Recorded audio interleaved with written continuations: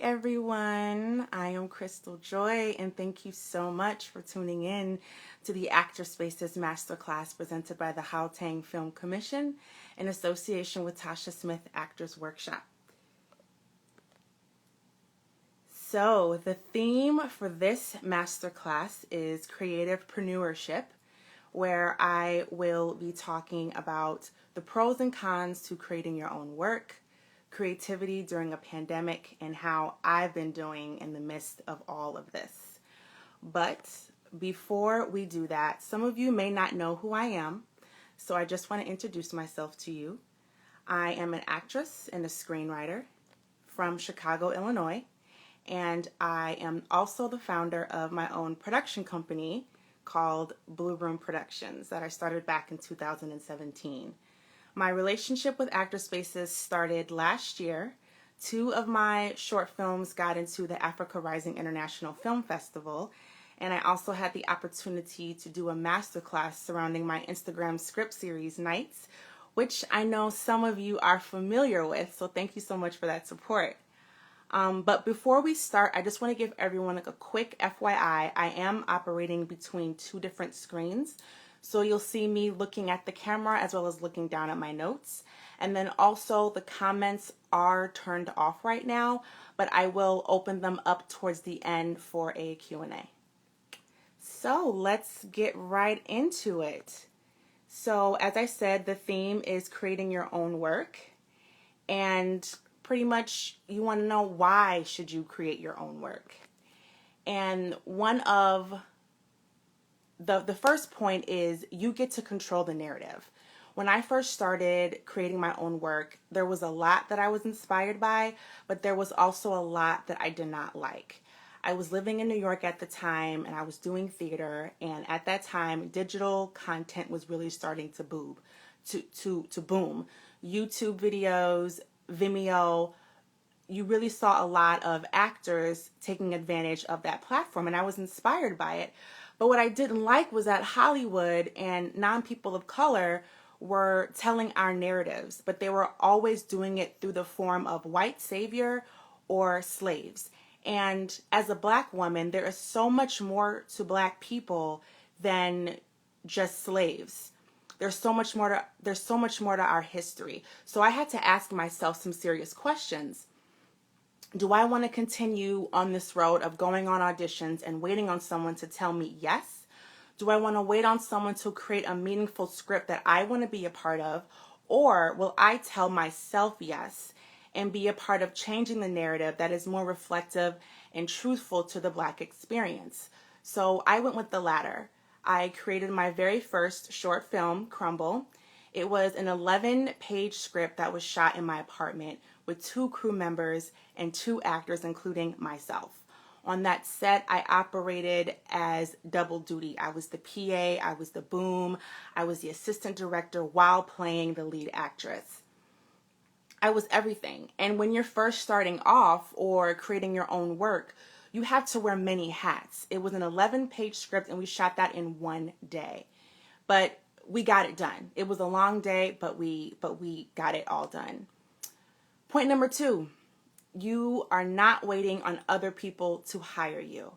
As I said in my earlier point, I didn't want to wait on other people to hire me. For me, it was a waste of time, and to be honest, it still kind of is, especially when I have my own ideas. So I get to hire myself. And because I create my own work, I'm always working. And also let me add that when you're not waiting on other people to hire you, you can flesh out your reel and put this work on your resume. This is essential, especially when you're first starting off as an actress or actor, excuse me. Point number 3, if you're an actor or actress, you can act in your own projects. So let's just be honest, the auditioning process is extremely tiring. Sometimes I would find myself auditioning for parts that I had no interest in. And I realized that sometimes you'll accept a role out of desperation. And that's not good, because you'll look back at your resume and see that you've accepted work that you're not really proud of. So acting in your own projects takes you out of that desperation mindset, which leads me to my next point, point number 4. you're in control of the direction you take when it comes to your career. This is a very empowering position to be in because it makes you the boss of yourself and not someone on the other end of a table. So it feels really encouraging to look in the mirror and say, I'm the boss. I have acted in projects that weren't my own. When I was doing stage plays, those weren't scripts that I wrote, but I was very proud of those roles because I didn't accept those roles out of desperation. If I don't like the work I'm seeing or don't recognize myself in the characters on the screen, I have the power to get on my computer and write something. And also, let me just add that being in control means that you don't, like I said, you don't have to act desperate. You don't have to depend on anyone to move your career forward. You don't have to beg anyone for a chance or an opportunity because you made it for yourself. So I said it before and I'll say it again. I tell myself yes. And being that there are actors that are out there creating for themselves, I see Donald Glover, I see Issa Rae, I see Michaela Coel. This gives me a lot of hope and it gives me someone to look up to, and it really encourages me to keep moving forward. And the beauty in all of this is you get to create a path that is unique to you. And just to add that this really gives you the experience that you need to write, direct, lead a team, and really just take on a project and see it from beginning to end. And it really shows you what it takes to actually put your name out there as well. So point number 5 with creating your own work is you get to talk about the themes and issues that matter to you the most. Another reason why I wanted to create my own work was because I wasn't seeing the topics or themes that was important to me discussed. To be honest, I'm not really interested in trends per se. There might be fragments of it in my work, or you might see it incorporated with something else, or it's a backdrop to a different issue that I believe needs attention.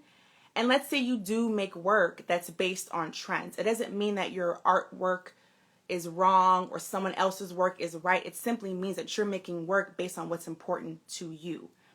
But remember, you don't have to talk about the same things that everyone else is talking about. Write stories based on things you're curious about, things that make you feel angry, things that make you feel sad. Write about your pain. That is unique to you. That is your fingerprint, and no one else has that. Point number 6 in creating your own work is this puts you in a great position to create work for other people and work with people in your community.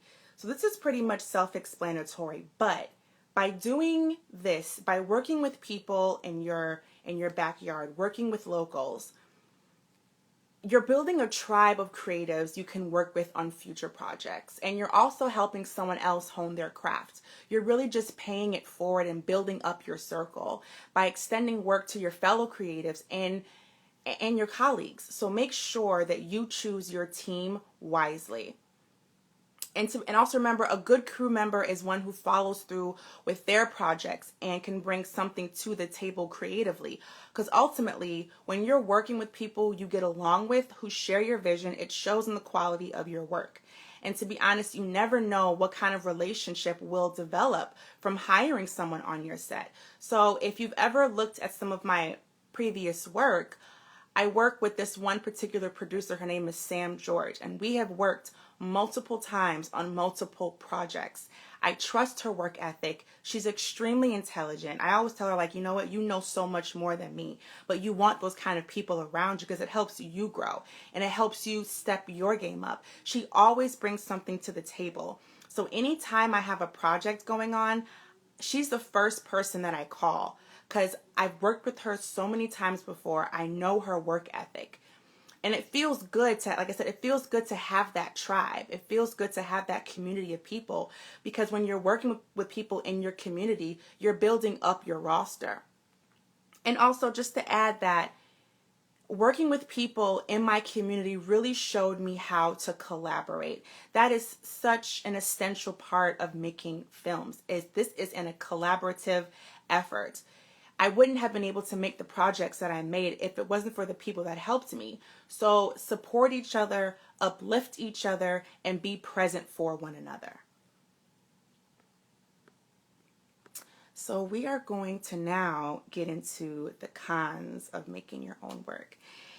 One of those cons is finances. Money, money, money, money, money. I have raised funds and used my own money. I've applied for grants and I did not get them. I reached out to corporations who I thought values align with the projects I made and was denied. And this is honestly the downside of creating your own work. You will rarely have enough money.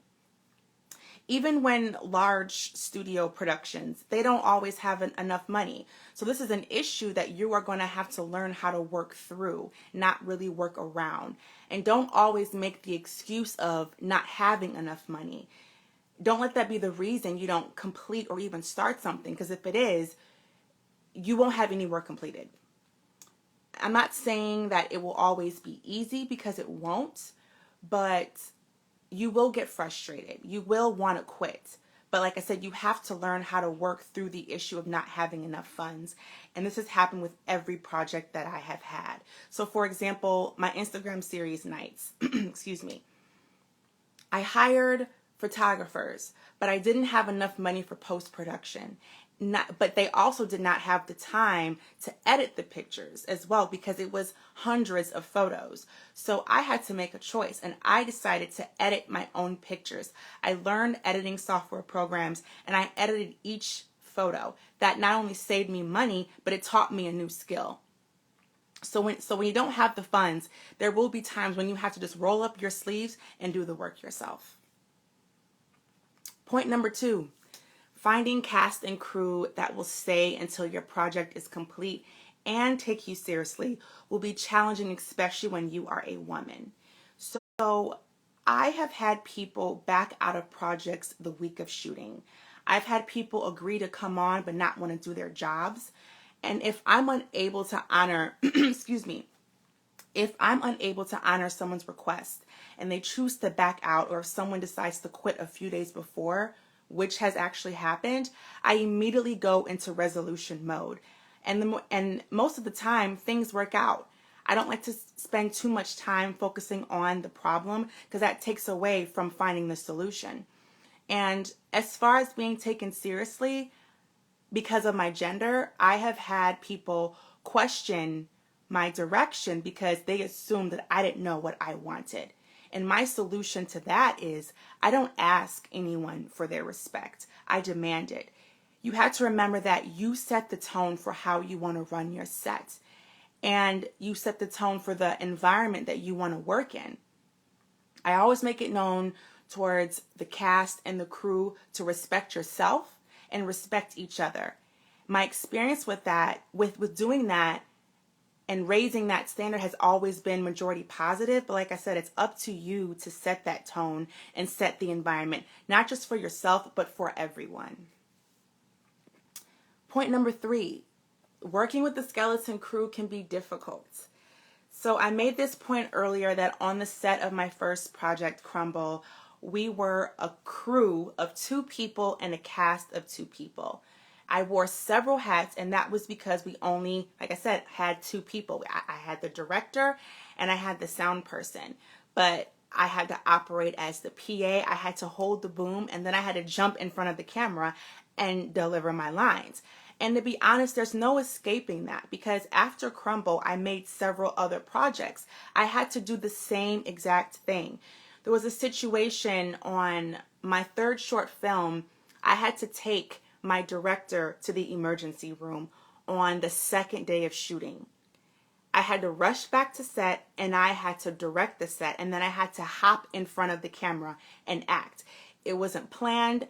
I wasn't expecting that to happen, but I anticipated problems happening. You can prepare so much, leading up to shooting, but on the day of shooting, there's going to be lots of things that happen that you did not prepare for. So I simply had to wear that hat and show up and just be present. And the positive thing, even though this is the con section, the positive thing with this is you get to learn other jobs. And learning other jobs helps you create films better. So point number 2. point number 4. Unless you already have an established audience, getting exposure for your projects is work. You can easily get overshadowed. So the market, including social media, is saturated with content. Streaming services have taken over the market and a new show debuts every week, which is great. But like I said, it makes it really hard trying to stand out if you don't already have that fan base. Besides having to stand out on social media, you have to fight all these algorithms. So that makes it an added challenge. So one of the reasons that I chose to seek opportunities internationally was because I was having a really hard time getting exposure for my work, as well as getting into film festivals. Now, this does not mean that you have to go overseas to get exposure for your work. And it isn't to deter anyone from making their own work. It's just one of the realities. We live in a very saturated market right now. And you have to remember that apart from making your film, your second job will be to promote your work. That is a full-time job, especially when you don't have someone helping you. I don't have a team of people in marketing or promo. I do it all by myself. I do it alone. So I have to be very strategic as much as I can by using Facebook ads, utilizing social media, and getting highlights through online publications. And the last point is everything falls on you. Self-explanatory. All the choices, the issues, the direction, the budget, everything under the umbrella of your film, post-production, pre-production. If something works, if it doesn't work, it is all your responsibility. You are the director, you are the leader. This is your baby.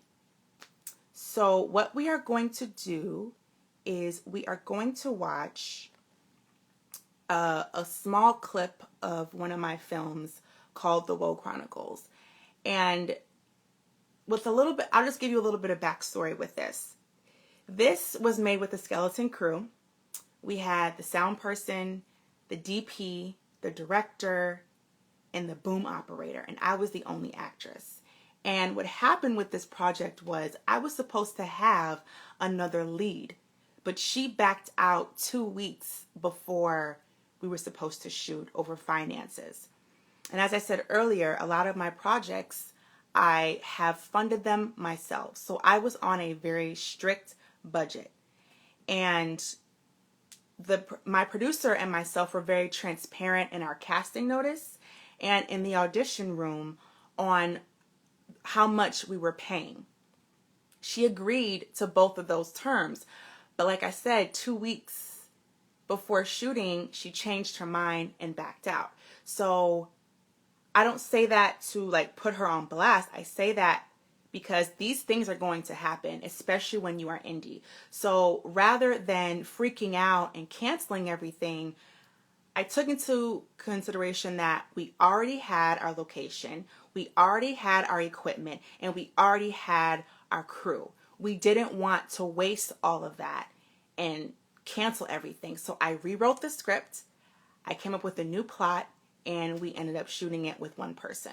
So I'm just going to show you guys a quick clip of this.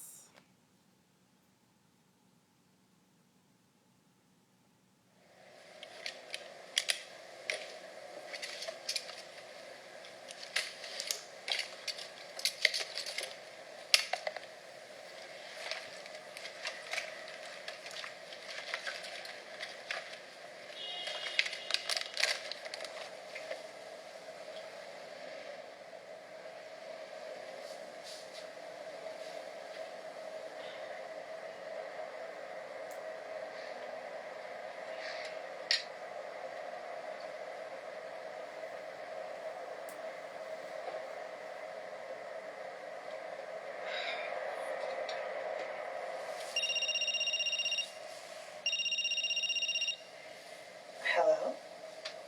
Hey. Oh, okay, cool. Then I'll be outside waiting for you. Did you get my text message? Okay, cool. All right. See you soon. Bye.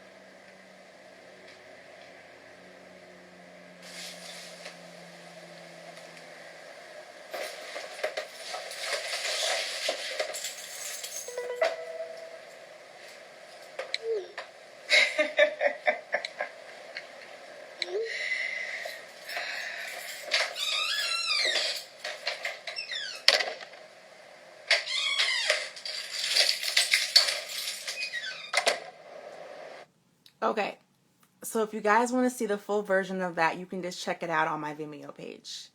And I'll give you those details later, or just go to my IG page. Okay, so the next point we are going to talk about is creativity during a pandemic.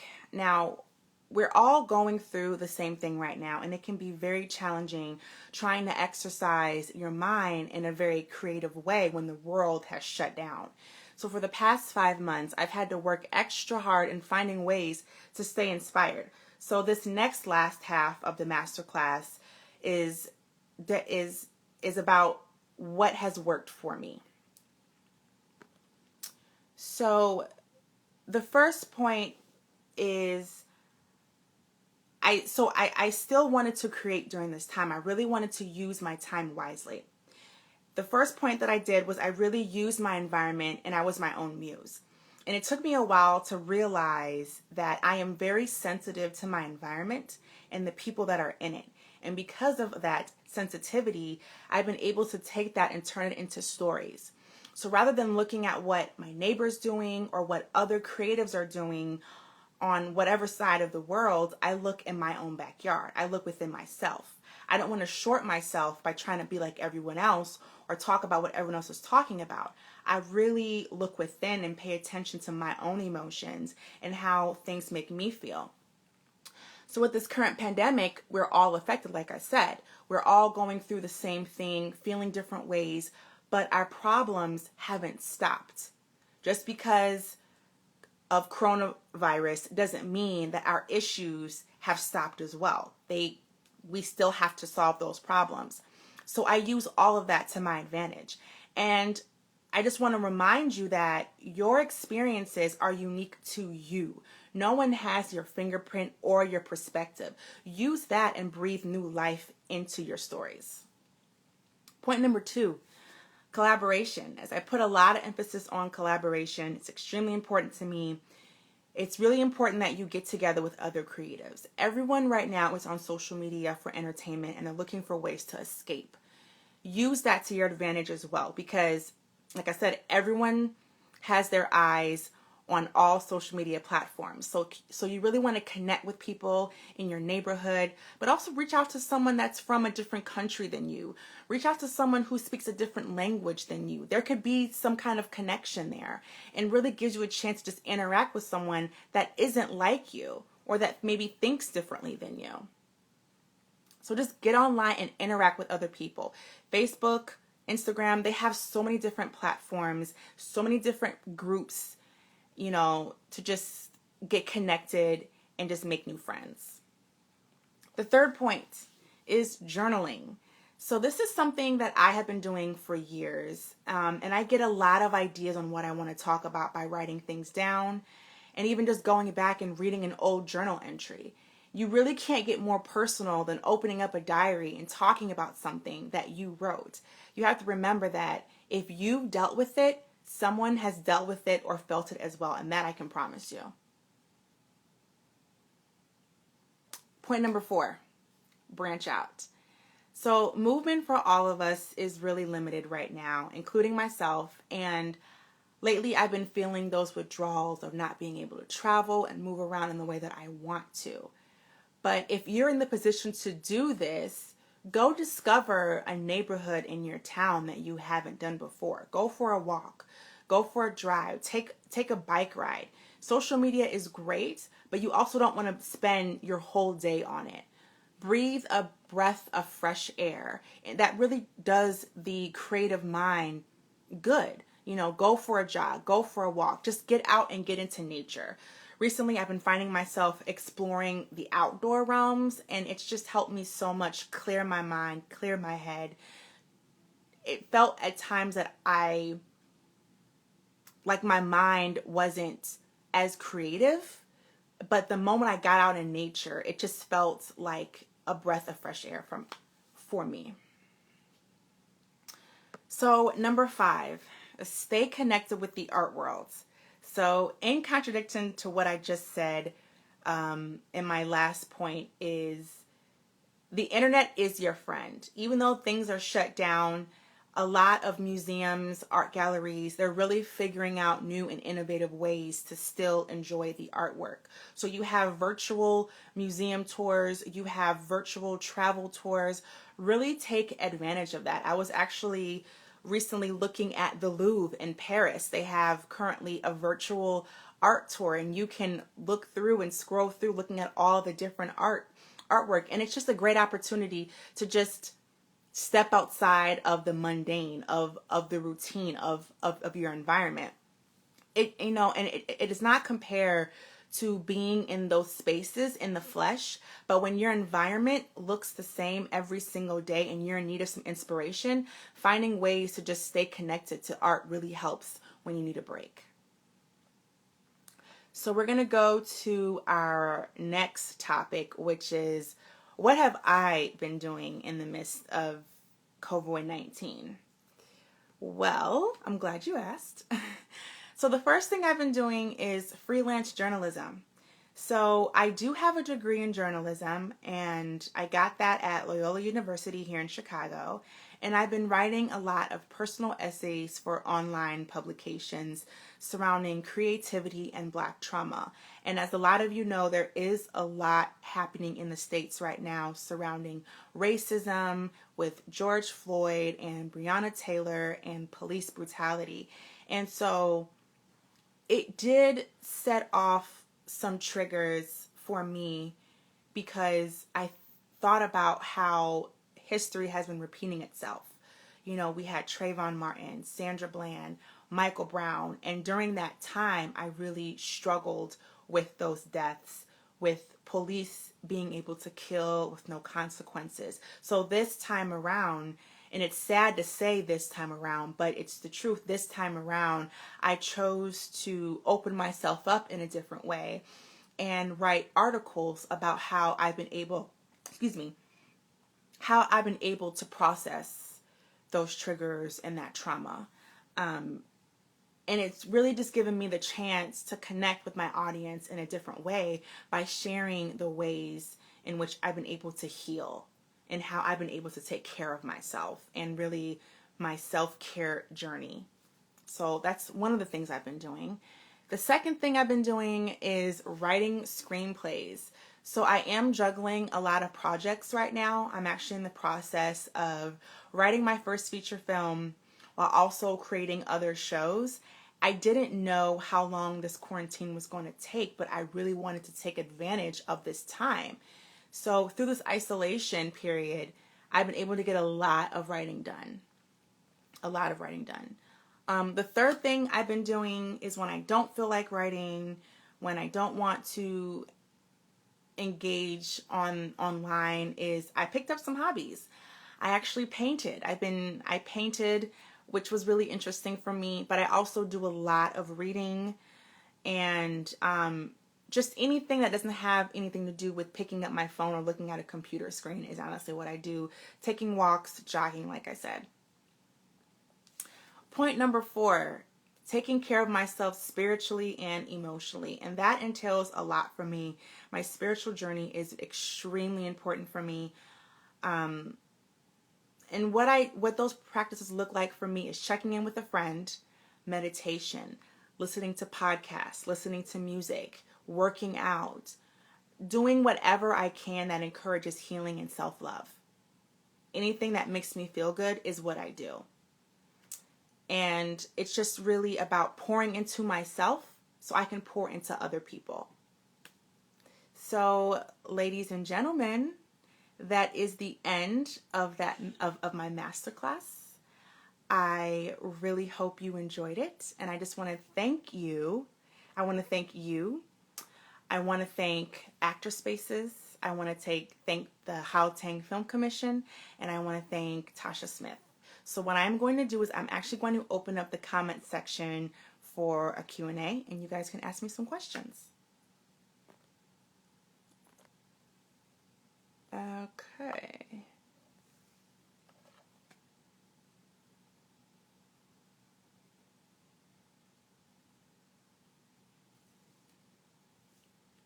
Hey, Felicia.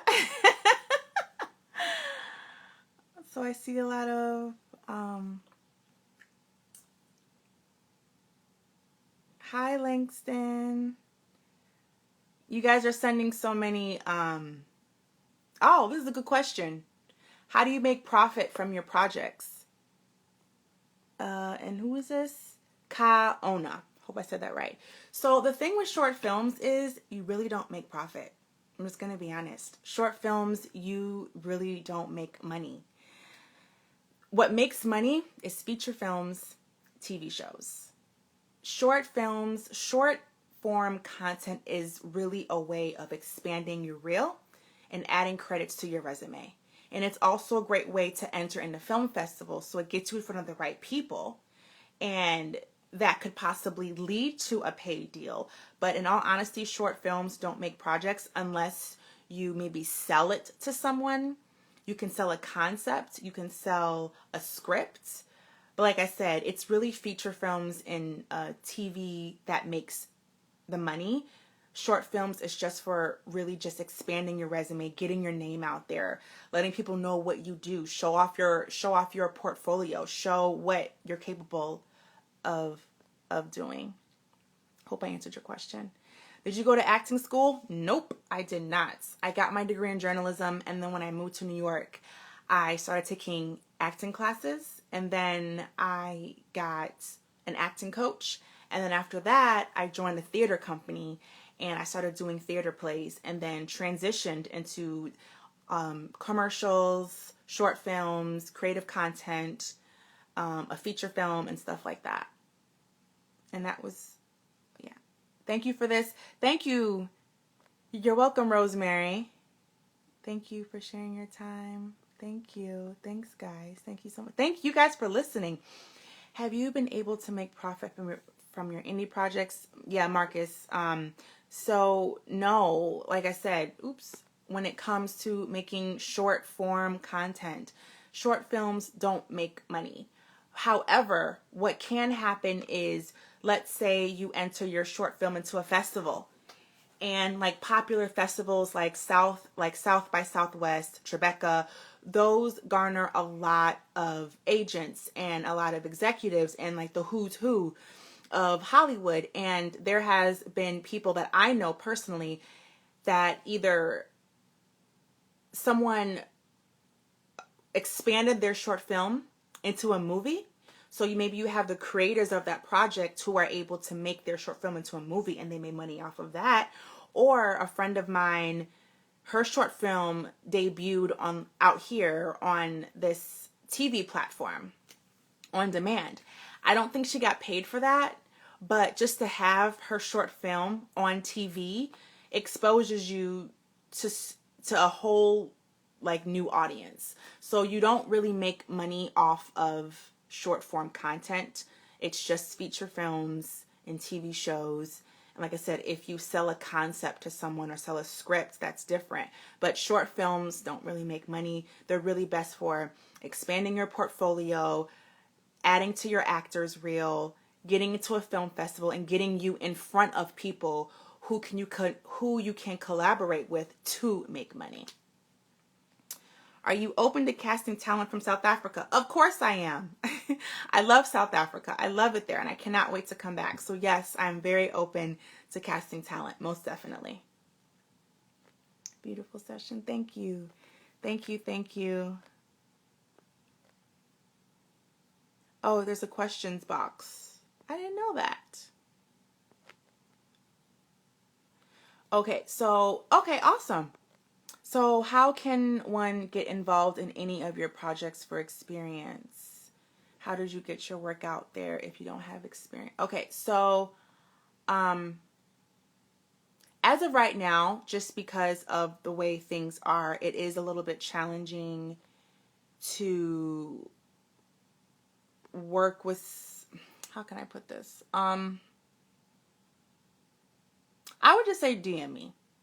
And it's really about figuring out ways on how you can collaborate through the internet.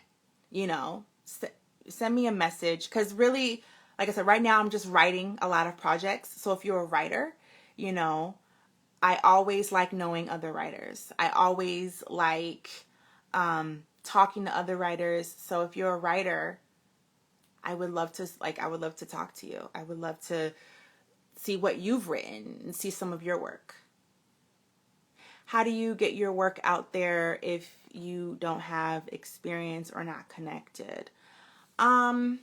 What I did was, the way I got connected was I was a part of collectives. So Actor Spaces is an excellent collective because it connects you to other people in your industry. That's how I got started. When I first moved to New York, I knew no one. But I got involved in a women's collective. I got involved in an actors collective. I got involved in every single kind of collective, and I went to all kind of events. And I talked to people, and I really put myself out there. And the more I did that, the more things just started to kind of work themselves out, where people were looking for someone to work with them on their set. They were looking for a producer. They were looking for a writer. They were looking for an actor.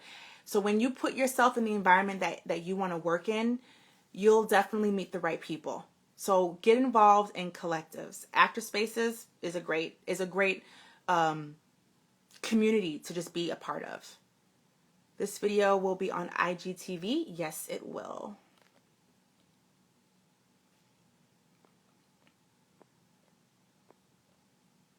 How would you advise actors to stay creative?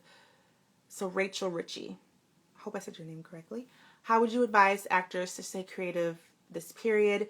Some people are not motivated this period to do anything. I completely understand. Last week, I think it was, where I was just not feeling it. I didn't want to work. I didn't want to write. I didn't want to do anything. If that's the way you feel, sometimes it's just best to just relax. Sometimes it's just best not to do anything. You know, allow yourself to breathe for a moment. Don't push yourself. If you don't feel productive, that's okay. You know, don't feel guilty for not feeling productive or not being productive or not doing anything, not accomplishing anything. This isolation has been a long period, and it's been longer than what I'm sure a lot of us expected. So you're going to have days where you feel very motivated and you feel like you want to conquer the world and you want to take advantage of your time. But then there'll be times where you just don't feel it at all. So if you don't feel it at all, that's okay. You know, that's happened to me as well. And when that happens, I don't do much of anything. You know, however, will listen to what my body is telling me. Maybe I feel like watching a film. Maybe I feel like listening to music. Maybe I feel like, you know, checking in with a friend or talking to a friend, letting them know, like, I'm just not feeling it. I'm not feeling good. Can we, you know, let's talk, let's chat. So just really check in with yourself, listen to your heart, and just listen to what it needs. Listen to what your body needs, what your mind needs. But don't feel guilty if you're not being productive, if you're not doing anything, you know. That's okay.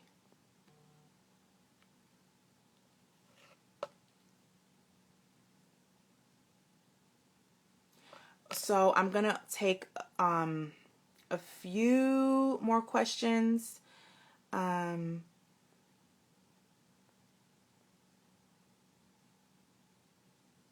you share your skills with children?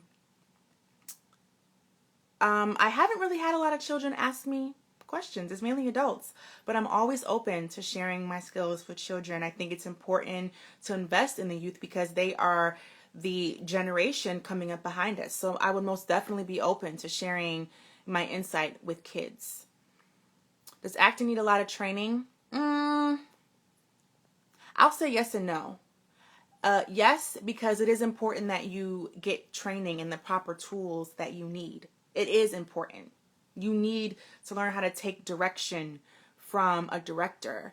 And you start off by doing that with going to acting classes. You start with, you know, going to a school and taking that direction from your teacher. So I would say yes. And then I won't say no, but there are directors who will hire non-actors as well. But I do think it is imperative and very important that you go to acting school, acting classes, even if it's just one. So, okay, you guys, I do have to wrap up. I'm so sorry I couldn't answer all of your questions. But if you have any more questions, you can definitely email us at info@actorspaces for any more questions. Again, that is info@actorspaces for any other questions. Thank you so much for tuning in to this masterclass, and I just hope that you all got something out of it. Thank you.